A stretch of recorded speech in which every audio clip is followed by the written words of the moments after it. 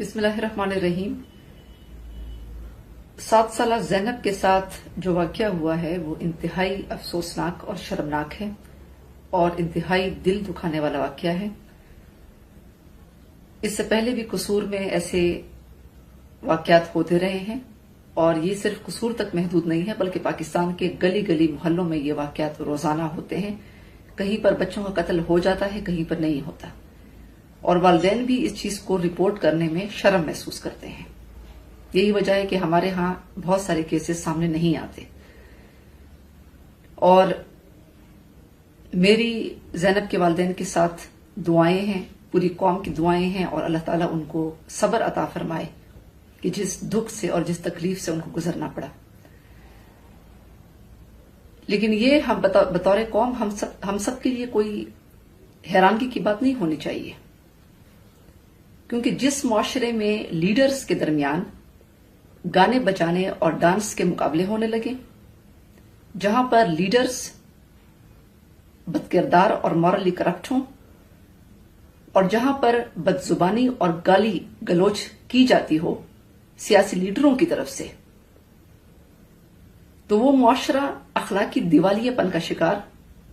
आखिरकार हो ही जाता है। आज हमारा मुआशरा ऊपर से लेकर नीचे तक अखलाकी दिवालियापन का शिकार है और ये जो ऊपर के जो बेहयाई के असरात हैं, जो सियासी लीडरशिप के लेवल पर बेहयाई और बदकिरदारी के असरात हैं, ये हमें हमारे मुआशरे में जड़ों तक चले गए हैं। यहां पर झूठ बोला जाता है, यहां पर बदकिरदारी को डिफेंड किया जाता है सियासी लीडरों की तरफ से भी और अफसोस की बात के बाद चैनल्स की तरफ से भी। और हमारे सियासी लीडर, इस्लामी जमहूरिया पाकिस्तान के सियासी लीडर टीवी पर आकर कहते हैं कि अखलाकी बदकिरदारी कोई बड़ी बात नहीं होती। तो फिर ज़ैनब जैसे वाकयात और फैसलाबाद में एक 15 साल बच्चे का रेप के बाद कत्ल और फिर शेखुपुरा की बच्ची का कत्ल, ऐसे वाकयात ये कुदरती नताइज हैं, ये जरूर होंगे उस मुआशरे में।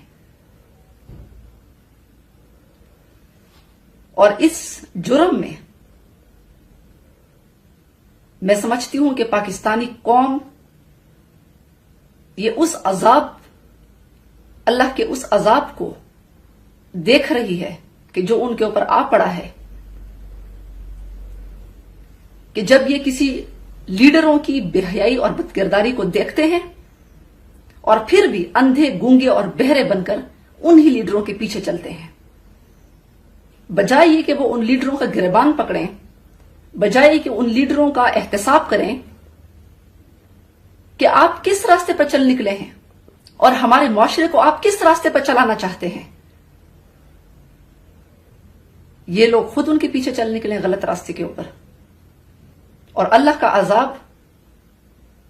आपकी अपनी इस्लाह के अलावा कोई आपसे नहीं टाल सकता। मैं आज इमरान खान का इंटरव्यू देख रही थी। उन्होंने कहा कि मुझे मुस्तकबिल की कोई फिक्र नहीं है, मेरा एक अल्लाह पर ईमान है और यह कि पूरी दुनिया झूठ बोल रही है, एक दुनिया में वाहिद मैं ही सच्चा बोल रहा हूं। पूरी कौम ने उनका इंटरव्यू देखा होगा और चंद दिन पहले जब वो एहतसाब अदालत में पेश हुए, जब दहशतगर्दी की अदालत में पेश हुए, तो उन्होंने ये खुद ही कहा था